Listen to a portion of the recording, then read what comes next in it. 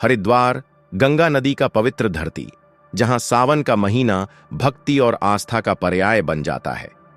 सावन के तीसरे सोमवार को जब कांवड़ यात्री और भक्तों का जन सैलाब हरिद्वार की सड़कों पर उमड़ता है, एक ऐसी घटना घटी जिसने न केवल वहां मौजूद लोगों के होश उड़ा दिए, बल्कि यह घटना आज भी लोगों के बीच एक चमत्कार के रूप में चर्चित है।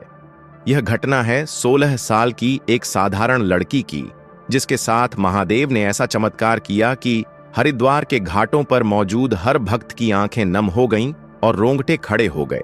तो भक्तों, शुरू करते हैं इस भव्य रूपी घटना को। अगर आप भी महादेव के सच्चे भक्त हैं तो वीडियो को लाइक करके चैनल को सब्सक्राइब जरूर कर dीजिए। घटना की शुरुआत होती है। साक्षी, एक 16 साल की लड़की, उत्तर प्रदेश के एक छोटे से गांव मैनपुरी से थी। उसका परिवार साधारण था और उसकी मां राधा एक कट्टर शिव भक्त थी।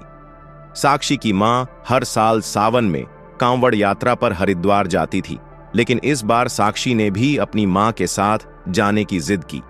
उसकी मां ने पहले तो मना किया, क्योंकि कांवड़ यात्रा का रास्ता कठिन और भीड़ भाड़ वाला होता है, लेकिन साक्षी की आंखों में शिव भक्ति की चमक थी कि राधा ने हार मान ली। साक्षी का मन बचपन से ही शिव भक्ति में रमा हुआ था। उसकी मां ने उसे बचपन में ही शिव महिमा की कहानियां सुनाई थीं। साक्षी को ओम नमः शिवाय का जाप करना और शिवलिंग पर जल चढ़ाना बहुत पसंद था। इस बार सावन के तीसरे सोमवार को वह पहली बार हरिद्वार जा रही थी और उसका उत्साह देखते ही बनता था। साक्षी और उसकी मां राधा अपने गांव के कुछ अन्य भक्तों के साथ कांवड़ यात्रा में शामिल हुए। पैदल चलते हुए गंगा जल से भरी कांवड़ को कंधे पर उठाए साक्षी हर कदम पर बम बम भोले का जाप करती थी। रास्ते में थकान होने पर भी उसका उत्साह कम नहीं हुआ। आखिरकार कई दिनों की यात्रा के बाद वे हरिद्वार पहुंचे। सावन का तीसरा सोमवार था और हरिद्वार में भक्तों का सैलाब उमड़ पड़ा था। हर की पौड़ी, गंगा घाट और आसपास के मंदिर भक्तों से खचाखच भरे थे। चारों तरफ हर हर महादेव और बम बम भोले के जय घोष गूंज रहे थे। कांवड़ यात्रियों के रंग बिरंगे झंडे, भगवा वस्त्र और गंगा जल से भरे कांवड़ हर तरफ नजर आ रहे थे। साक्षी और उसकी मां ने हर की पौड़ी पर गंगा स्नान किया और फिर नीलकंठ महादेव मंदिर की ओर बढ़े। साक्षी का मन अजीब सी बेचैनी से भरा था। उसे ऐसा लग रहा था जैसे कोई उसे पुकार रहा हो। उसने अपनी मां से कहा, मां, मुझे ऐसा लग रहा है जैसे भोलेनाथ मुझे बुला रहे हैं। राधा ने इसे उसकी भक्ति का उत्साह समझकर हल्के से मुस्कुरा दिया और कहा, बेटी, तू मन से प्रार्थना कर, महादेव सब सुनते हैं।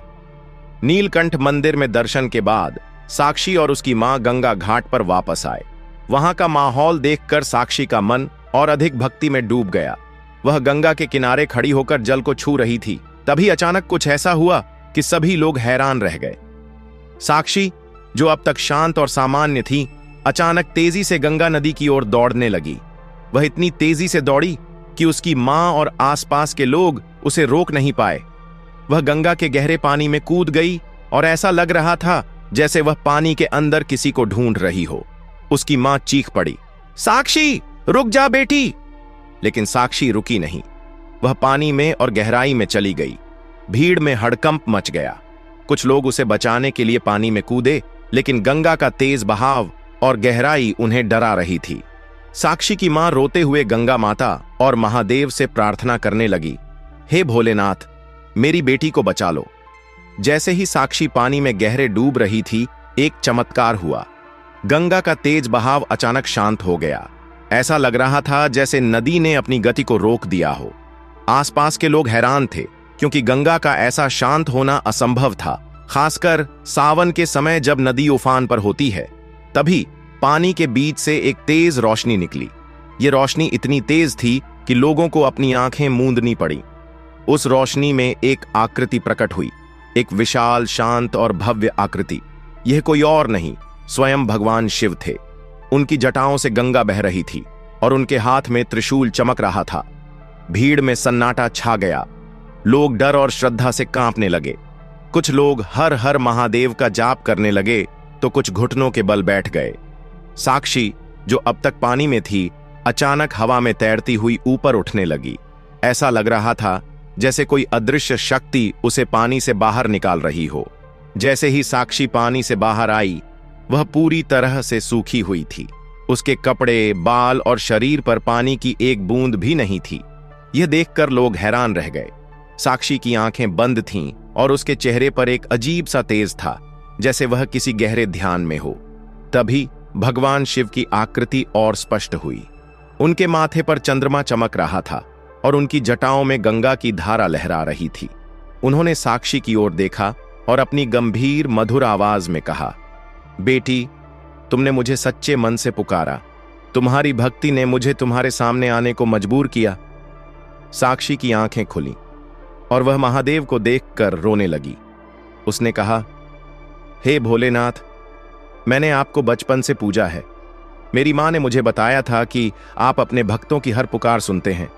आज मैंने आपको देख लिया। महादेव ने मुस्कुराते हुए कहा, तुम्हारी भक्ति ने गंगा माता को भी प्रसन्न किया है। तुम्हारी मां की प्रार्थना और तुम्हारा विश्वास मुझे यहां लाया। अब तुम्हें कोई भय नहीं है। महादेव ने साक्षी को आशीर्वाद दिया और कहा, तुम्हारी भक्ति से मैं प्रसन्न हूं। तुम्हें एक विशेष शक्ति दी जाएगी जिससे तुम मेरे भक्तों की मदद कर सको। जैसे ही महादेव ने यह कहा, साक्षी के शरीर से एक सुनहरी रोशनी निकली।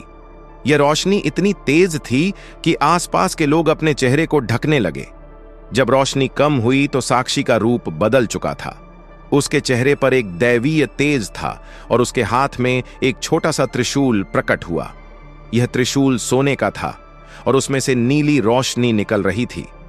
साक्षी ने आश्चर्य से त्रिशूल को देखा और फिर महादेव की ओर देखकर प्रणाम किया।